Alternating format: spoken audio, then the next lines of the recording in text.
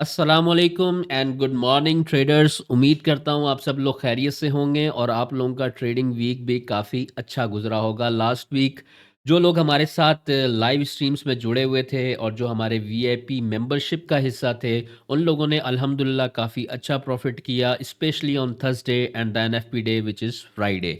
इसी तरह हम इस जर्नी को आगे लेकर चलते हैं और नेक्स्ट वीक के लिए अपने ट्रेडिंग प्लान को क्रिएट करते हैं। इस वीडियो में हम गोल्ड के ऊपर वीकली एनालिसिस परफॉर्म करेंगे और नेक्स्ट वीक के लिए एक ट्रेडिंग प्लान जनरेट करेंगे। उम्मीद करता हूँ आप लोगों को ये वीडियो पसंद आएगी, ये एनालिसिस पसंद आएंगे। अगर पसंद आए तो काइंडली लाइक ज़रूर कीजिएगा, अपने फीडबैक का इजहार ज़रूर कीजिएगा और अपने फेलो ट्रेडर्स के साथ शेयर करें ताकि ज़्यादा से ज़्यादा लोग इससे बेनिफिट उठा सकें। तो बढ़ते हैं अपने वीकली एनालिसिस की तरफ। सबसे पहले बात कर लेते हैं नेक्स्ट वीक आने वाली मेजर न्यूज़ के बारे में। अगर हम नेक्स्ट वीक का कैलेंडर देखें तो आप सब जानते ही होंगे कि नेक्स्ट वीक जो है वो मार्केट में सीपीआई का डेटा आ रहा है। मंडे हमारे पास एम्प्टी है, ट्यूसडे हमारे पास कोई मेजर न्यूज़ नहीं है। वेडनेसडे को एक रात 11 बजे कोई एफओएमसी मीटिंग मिनट्स रिलीज़ होंगे, ठीक है? इट डज़न्ट मैटर, इतना ज़्यादा अफेक्ट नहीं करता वो। लेकिन जो थर्सडे और फ्राइडे का डेटा है, ये बहुत इंपॉर्टेंट डेटा है। CPI, core price inflation rate, ठीक है? और जो कोर पीपीआई का डेटा है, मैन्युफैक्चरर साइड पर जो हमारी इन्फ्लेशन है, उसका डेटा आएगा। और इसके साथ एक कंज्यूमर सेंटीमेंट्स का भी डेटा जुड़ा हुआ है। तो नेक्स्ट वीक भी काफ़ी ज़्यादा इम्पोर्टेंट है। नेक्स्ट वीक भी हम हाई वोलेटिलिटी को एक्सपेक्ट कर सकते हैं और जैसा कि आप सब जानते हैं कि ट्रंप ने जो मामलात किए हैं टैरिफ के हवाले से, उससे भी मार्केट के अंदर काफ़ी ज़्यादा तेज़ी आई हुई है। लास्ट वीक अगर आप देखें तो मार्केट में 1 मिनट के टाइम फ्रेम में 170 पिप्स के एसएल बन रहे थे, इतनी ज़्यादा वोलेटिलिटी थी और जिन लोगों ने उस वोलेटिलिटी को सही तरीके से कैश किया है, ठीक है, तो उन्होंने काफ़ी पैसा बनाया है। Like our members, our stream fellows, हम लोगों ने तो अल्हम्दुलिल्लाह लास्ट वीक जो इतना प्रॉफिट जनरेट किया है, काफ़ी ज़्यादा मालिक का शुक्र है और इसी तरह नेक्स्ट वीक को भी लेकर चलेंगे। चलें जी, अब टेक्निकल एनालिसिस की बात कर लेते हैं क्योंकि मेन जो है वो टेक्निकल है, ठीक है? मेरा कंप्लीटली फ़ोकस होता है टेक्निकल पर। आप सब लोग जो पुराने मुझे देखने वाले हैं, वो सब इस बात को जानते हैं। तो सबसे पहले एक नज़र हम ज़रा वीकली टाइम फ्रेम पर डालते हैं। वीकली टाइम फ्रेम पर अगर आप आएँ, मुझसे पहले भी आप बहुत सारे वीकली एनालिसिस वीडियोज़ देख चुके होंगे। तो इस वीडियो में मैं थोड़ा-सा कुछ ऐड ऑन्स करूँगा जो आके आपके लिए काफ़ी ज़्यादा हेल्पफुल साबित होगा। तो काइंडली वीडियो को जो है ना थोड़ा डीपली देखिएगा, कट वगैरह ना कीजिएगा ताकि आप लोगों को पिक्चर क्लियर हो, नेक्स्ट वीक आपका प्लान रेडी हो और आप उस पे अच्छी एंट्रीज़ फाइंड करके एक अच्छा प्रॉफिट जनरेट कर सकें। तो वीकली टाइम फ्रेम पर अगर आप देखें तो वीकली टाइम फ्रेम क्या बता रहा है? अगर तो ट्रेंड के हवाले से देखा जाए, प्राइस एक्शन के हवाले से देखा जाए, सो नो डाउट कि ये बुलिश है, ठीक है? बुलिश ट्रेंड है। बट मार्केट ने टॉप पर क्या किया है? अगर आप टॉप पर देखें, ठीक है? तो मार्केट ने ये जो लास्ट वीक की कैंडल क्लोज़ की है, ये इसके अंदर बहुत बड़ी कहानी हुई है। कहानी इस सेंस में हुई है कि अगर आप इसका वॉल्यूम देखें, तो वॉल्यूम बहुत ज़्यादा है, ठीक है? और इसके साथ-साथ अगर आप आरएसआई को देखें, तो आरएसआई जो थी वो ओवरबॉउड ज़ोन में थी, लाइक अबव 70 थी, ठीक है? अब इसका मतलब ये नहीं है कि ओवरबॉउड ज़ोन में थी तो सेल कर देंगे, नहीं। इससे हम एक इंडिकेशन लेते हैं because all of the indicators आपको जस्ट इंडिकेशन देते हैं। तो हम जस्ट इंडिकेशन ले रहे हैं कि मार्केट का एक मूवमेंट करने का तरीका होता है। ऐसा नहीं कि मार्केट अगर हाई पर जा रही है तो वो सारी ज़िंदगी हाईज़ पर ही रहेगी, नो। मार्केट ने एक हाई क्रिएट करना होता है, देन एक रिट्रेसमेंट मार्केट में आती है। तो अब ऐसा फ़ील हो रहा है कि मार्केट ने ये जो अपना लास्ट हाई लगाया है अराउंड 3167, ये हाई लग चुका है। अब इसके बाद हाई लगना, I think all time high लगना थोड़ा-सा मार्केट के लिए मुश्किल होगा और मार्केट एक अच्छा रिट्रेसमेंट भी दे सकती है। अच्छा, वो रिट्रेसमेंट कहाँ तक होगा और अगर मार्केट ने दोबारा ट्रेंड को कंटिन्यू करना हुआ तो वो कहाँ से होगा? इसके बारे में अब थोड़ी बात कर लेते हैं। अगर आप थोड़ा-सा नीचे आकर यहाँ पर देखें तो मार्केट में यहाँ पर एक इम्बैलेंस पड़ा हुआ है, ठीक है? अगर मार्केट जिस तरह रिजेक्ट हुई है ऊपर से जितने बड़े वॉल्यूम के साथ, तो इतना बड़ा वॉल्यूम बिना किसी वजह के तो नहीं आ जाता, ठीक है? कोई ना कोई वजह तो होगी। अब जब वजह मार्केट में क्रिएट हो गई है, तो मार्केट को उस हिसाब से मूवमेंट भी देना चाहिए। एट लीस्ट इसका इतना तो मूवमेंट बनता है कि मार्केट इस इम्बैलेंस में टैप करे। और अगर मार्केट इस इम्बैलेंस को ब्रेक नहीं कर पाती, देन वी कैन कंसीडर कि market will make a knew all time high. But अगर ये समहाउ इम्बैलेंस टूट गया इन कमिंग वीक और इन कमिंग मंथ, इसमें एक हफ्ता भी लग सकता है, और इसमें ये जो हमारा अप्रैल का मंथ है, ये पूरा मंथ भी लग सकता है। लेकिन अगर ये इम्बैलेंस टूटा, तो फिर मार्केट में एक अच्छा रिट्रेसमेंट आएगा ऑन वीकली चार्ट, जो कि मार्केट को 2750 2760 की प्राइस तक लेकर जा सकता है। ठीक है, अगर हम पीछे भी इसका मामलात यहाँ पर देखें, तो आपको यहाँ भी देखने को मिला होगा कि ये देखें, ये मार्केट के अंदर एक इम्बैलेंस था, ठीक है?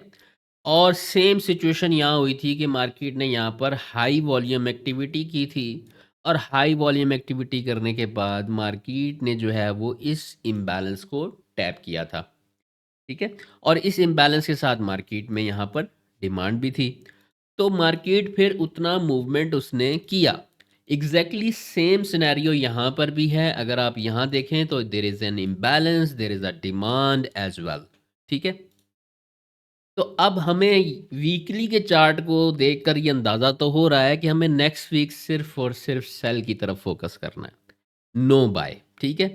ये अपने दिमाग में बिठा लीजिए कि नेक्स्ट वीक मार्केट जितना भी ऊपर जाए, ठीक है, आपने सिर्फ और सिर्फ सेलिंग अपॉर्चुनिटीज़ को फाइंड करना है। मेरे वीकली एनालिसिस में इस तरह नहीं होता कि अगर इधर चली गई तो आप बाय कर लें, तो उधर चली गई तो नो।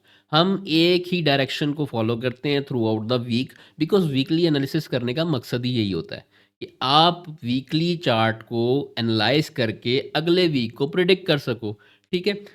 तो नेक्स्ट वीक आप लोगों ने सिर्फ और सिर्फ सेलिंग अपॉर्चुनिटी की तरफ ध्यान रखना है, बाइंग की तरफ नहीं, ठीक है? अगर आपको सेलिंग अपॉर्चुनिटी नहीं मिल रही, stay away from the market. और अगर मार्केट में आपको सेलिंग अपॉर्चुनिटी मिली और वहाँ पे आपका एसएल हंट हुआ, then also stay away from the market, ठीक है? अच्छा, अब ये तो छोटा-सा एक एनालिसिस बनता है वीकली पर, क्योंकि इससे ज़्यादा यहाँ पर जो है वो हमें पिक्चर नज़र नहीं आ रही। हाँ, अब चलते हैं डेली पर। अगर डेली पर हम आएँ, ठीक है? तो डेली पर भी अगर आप देखें तो मार्केट ने क्या किया? मार्केट का ट्रेंड ऑलवेज़ बुलिश, ठीक है? जिस तरह वीकली पर था, इस तरह डेली पर भी है। लेकिन यहाँ भी मार्केट ने ये जो हाई लगाया है, ठीक है? इस हाई को लगाने के बाद मार्केट के अंदर हाई वॉल्यूम एक्टिविटी अगेन, और मार्केट ने थर्सडे वाले दिन तो एक स्पिनिंग टॉप बनाया।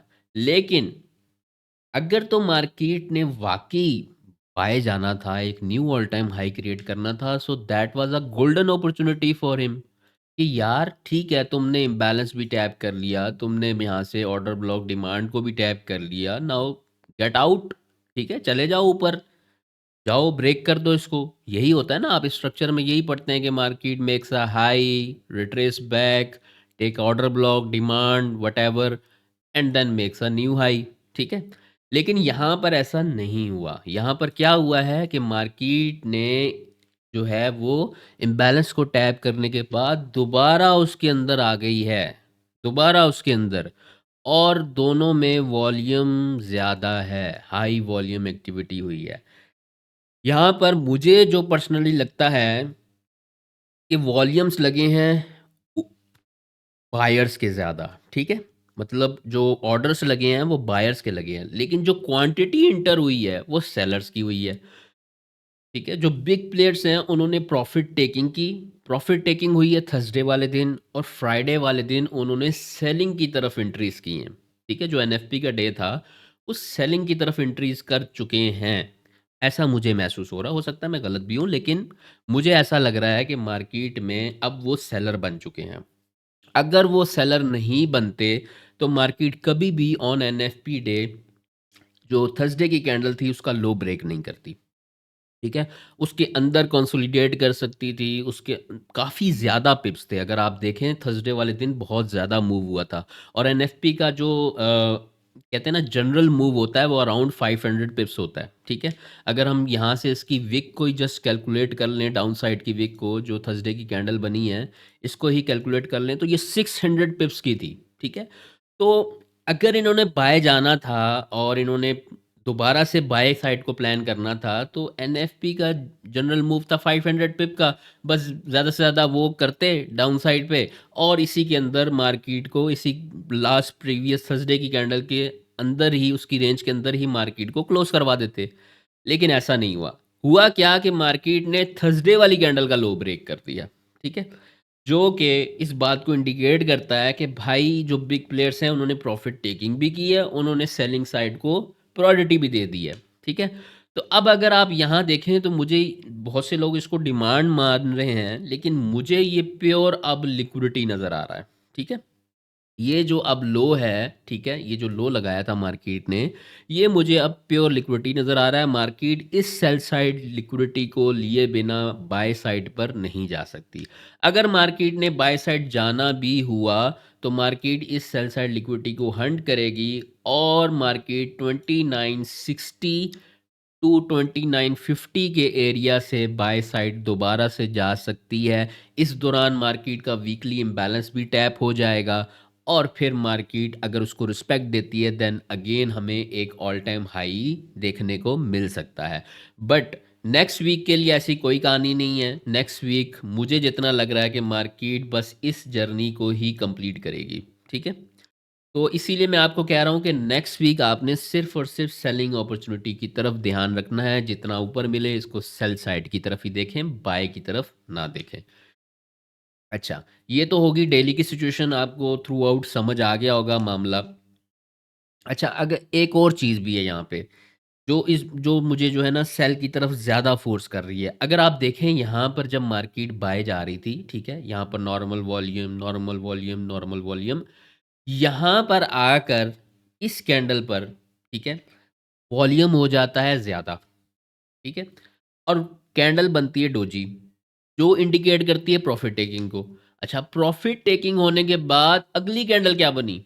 नो डिमांड, ठीक है? नो डिमांड के बाद मार्केट ने उस नो डिमांड का ऑन फ्राइडे ब्रेकआउट भी कर दिया है, ठीक है? तो वॉल्यूमेटिक साइंस के हवाले से अगर देखा जाए तो मार्केट में सेलिंग ज़्यादा प्रायोरिटी रखती है।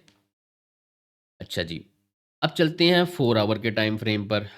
4 आवर के टाइम फ्रेम पर जब हम आते हैं, तो मार्केट ने जो आप लोग एएमडी वाला मामला हमेशा देखते रहते हैं ना, बोलते रहते हैं, एग्ज़ैक्टली मार्केट ने देखें यहाँ पर एएमडी परफ़ॉर्म किया है, ठीक है? यहाँ पर मार्केट ने एक्यूमुलेट किया, ठीक है? जब वीक स्टार्ट हुआ मार्केट ने एक्यूमुलेट किया, ट्यूसडे वेडनेसडे थर्सडे को मार्केट ने यहाँ पर मैनिपुलेशन कंडक्ट की। मैनिपुलेशन कंडक्ट करने के बाद ये मार्केट ने डिस्ट्रीब्यूशन स्टार्ट कर दी और दोबारा यहाँ पर टेस्ट देने के बाद मार्केट ऑन फ्राइडे गिरी है, ठीक है जी। अच्छा, अगर यहाँ पर देखें तो यहाँ पर मार्केट ने एक ज़बरदस्त किस्म का डबल टॉप भी प्लान किया। ये देखें यहाँ पर, ये मार्केट ने डबल टॉप बनाया, नेक लाइन को ब्रेक किया और दोबारा इस नेक लाइन के अंदर दाखिल नहीं हो पाई मार्केट। इस नेक लाइन का टेस्ट किया और टेस्ट करने के बाद डाउन साइड। सिर्फ और सिर्फ ये जो विक लगी है, ये सिर्फ लोगों को बाय की तरफ ललचाने, उनकी लिक्विडिटीज़ को ग्रैब करने के लिए, लोगों को दिखाने के लिए कि भाई देखो हम तो पहले से इतने बायर थे, अब तो फिर बाय की साइड पे जा रहे हैं। तो लोगों ने बाय साइड को प्लान करना शुरू किया और उन्हें इनफ बायर मिला ताकि वो बेच सकें और ज़्यादा बेच सकें। ये जानबूझ के ये मूव कंडक्ट करवाया गया, ठीक है? जो एनएफपी से पहले मैंने क्यों लाइव स्ट्रीम में कहा था कि एनएफपी की ट्रेड हो गई एनएफपी से पहले, बिकॉज़ ये जानबूझ के 3 बजे मार्केट को बाय साइड की तरफ लेकर गए हैं, ठीक है? ताकि ये ज़्यादा से ज़्यादा वहाँ पर सेलिंग कर सकें। लोगों ने धड़ाधड़ इसको बाय करना शुरू किया, उन्होंने सेल कर दिया और मार्केट जो है फिर आपको देखने को मिला कि एनएफपी पे भी ड्रॉप ही रही मार्केट, ठीक है? अच्छा, अब मार्केट क्या कर सकती है? मुझे जो पर्सनली लगता है कि मार्केट अब ऊपर कुछ भी नहीं पड़ा हुआ। क्यों नहीं कुछ पड़ा हुआ? कि देखें, अगर यहाँ से कुछ सेलर्स घुसे भी थे कि नहीं जी अब यहाँ से सेल होगा, ठीक है? वो भी यहाँ पर आउट हो गए। ऊपर से मार्केट ने बाय स्टॉप्स भी ले लिए, ठीक है? तो यहाँ पर लिक्विडिटी क्या है? स्वीप है। इस जगह पे लिक्विडिटी क्या है? स्वीप है। अच्छा, उसके बाद मार्केट जो यहाँ से बाय साइड की तरफ गई, ठीक है? और यहाँ से जो बाय में बैठ गए और इधर से जिन्होंने इस इम्बैलेंस को देखते हुए सेल कर लिया, ठीक है? तो मार्केट ने एनएफपी वाले दिन उनको भी मार्केट से पहले आउट किया, फिर अपने जर्नी को डाउन साइड पर स्टार्ट किया। तो अब मुझे लगता है कि ऊपर कुछ भी नहीं पड़ा हुआ। मार्केट का इस ज़ोन से जहाँ पर इसने break of structure down side पे कंडक्ट किया है, इस ज़ोन से 1 इंच ऊपर जाना भी नहीं बनता। ज़्यादा से ज़्यादा मार्केट यहाँ से क्यों ऊपर जाए? क्योंकि बहुत से लोग क्या कर रहे होंगे, बहुत से लोगों ने जब फ्राइडे की क्लोजिंग हुई है, तो वो इसे एज़ अ डिमांड मार्क कर लिया है, ठीक है? तो उन लोगों को सिर्फ़ ये दिखाने के लिए कि मार्केट अब बाय जा रही है इस डिमांड को प्ले करने, ठीक है? तो वो मज़ीद ऐड ऑन्स करें और मार्केट दोबारा एक इनफ लिक्विडिटी लेने के बाद मार्केट इस सेल साइड लिक्विडिटीज़ को हंट करने आ सकती है, ठीक है? तो मुझे पर्सनली ये लग रहा है कि ऑन मंडे मार्केट क्या करेगी कि मार्केट ज़्यादा से ज़्यादा 3060 तक टैप कर सकती है, ठीक है? 3060 से मार्केट में आप सेलिंग को फाइंड आउट करें, आपको 15 मिनट, 5 मिनट, 1 मिनट में अगर कोई सेलिंग साइन मिलता है, 1 मिनट को वैसे अवॉइड कीजिएगा, 15 मिनट और 5 मिनट में अगर आपको कोई साइन मिलता है 3060, 3050 के एरिया में, आप यहाँ से इसकी सेलिंग को प्लान करें और आपका टारगेट ये सेल साइड लिक्विडिटी और ये सेल साइड लिक्विडिटी होना चाहिए, ठीक है? और आपका जो फाइनल टारगेट इस सेंस में कि जहाँ पर आपकी 90% बुकिंग हो जाए। वैसे तो अभी आप जितनी भी सेल ट्रेड्स कर रहे हैं, जितने लोगों ने मेरे साथ जुमेरात और जुमे वाले दिन, एनएफपी डे वाले दिन सेल किया है, मैं उनको यही कह रहा हूँ कि सेलिंग्स को होल्ड करो, क्योंकि हमें नहीं पता मार्केट कितना पुल बैक ले सकती है नीचे की तरफ, ठीक है? तो हम एक अच्छी जगह से सेल साइड पे बैठे हैं, तो कंप्लीट ट्रेड कभी भी नहीं क्लोज़ करना, ठीक है? 90% बुकिंग, तो 90% आपकी बुकिंग जो बनेगी वो बनेगी जब मार्केट 2970 से नीचे नीचे इस जोन में आ जाएगी, इस जोन में जब इस जोन में मार्केट आए, ठीक है? तो M15 M5 में बाइंग एविडेंस देख के यहाँ से बाय लाजमी किया जाए, ठीक है? अगर नेक्स्ट वीक मार्केट आ जाती है इस ज़ोन के अंदर, ये जो मैंने लेवल लगा रखा है, इसे आप अपने पास भी लगा लें, 2973 से स्टार्ट होकर 2959 तक का ये लेवल है। इस लेवल के अंदर आपने एविडेंस लाजमी तलाश करना है बाय साइड का। इससे पहले आपने बाय नहीं देखनी, इससे पहले आप भूल जाएं बाय को, ठीक है? आपने सिर्फ और सिर्फ सेल को ही फाइंड करना है जब तक ये लेवल रीच ना हो जाए, ठीक है जी? तो यहाँ भी आपको पिक्चर क्लियर हो जाती है। अब आ जाते हैं H1 पर। H1 पर अगर आप देखें तो काफ़ी अच्छा मार्केट ने मूवमेंट किया इन रमज़ान और आफ्टर ईद भी, ठीक है? और ये वो जगह थी जहाँ से हमने पहली सेल एंट्री को प्लान किया और फिर यहाँ से थर्सडे को बाय भी, फिर सेल, फिर एनएफपी पे ये सेल, तो लास्ट वीक तो ऑसम, ठीक है? अच्छा, अब अगले वीक क्या हो सकता है? अगले वीक मार्केट में अगर आप देखें तो यहाँ पर इस जगह पर आपको एक इम्बैलेंस नज़र आ रहा है, ठीक है? जो मैंने आपको बात कही ना 3060 और 3050, वो इस बेसिस पर गई है, ठीक है? यहाँ पर इम्बैलेंस है और एग्ज़ैक्टली यहीं पर मार्केट ने ब्रेक ऑफ स्ट्रक्चर किया हुआ है। तो अगर मार्केट ऑन मंडे ओपनिंग के बाद ये जो लेवल लगा हुआ है इससे ऊपर-ऊपर रहती है, तो आपने वेट करना है कि मार्केट इस ज़ोन के अंदर आए और यहाँ हमें कोई एविडेंस दे। अगर उसने यहाँ एविडेंस दिया, यहाँ से सेल को लाज़मी प्लान करें। यहाँ हम इस लेवल तक 50% बुकिंग, यहाँ पर अगेन 50% बुकिंग और फिर इस ट्रेड को भूल जाना है, फिर कंपाउंडिंग की तरफ नेक्स्ट ट्रेड को फाइंड करना है सेल साइड की, ठीक है? अच्छा, हो सकता है कि मार्केट इस ज़ोन में आए और आपको कोई एविडेंस ना दे। अगर मार्केट एविडेंस नहीं देती, आपने किसी किस्म के पैनिक में नहीं आना, कोई ट्रेड नहीं करनी, जाने दें मार्केट को, ठीक है? मार्केट इससे ऊपर प्रॉपर क्लोजिंग दे H1 की, क्लोजिंग देने के बाद जब मार्केट दोबारा इधर आए, ठीक है?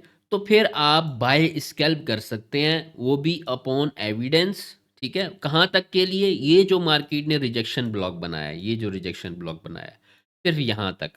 यहाँ जैसे ही मार्केट पहुँची, बाय की ट्रेड कंप्लीट क्लोज़ करनी है और सेल साइड को प्रायोरिटी देना शुरू कर देनी है, ठीक है?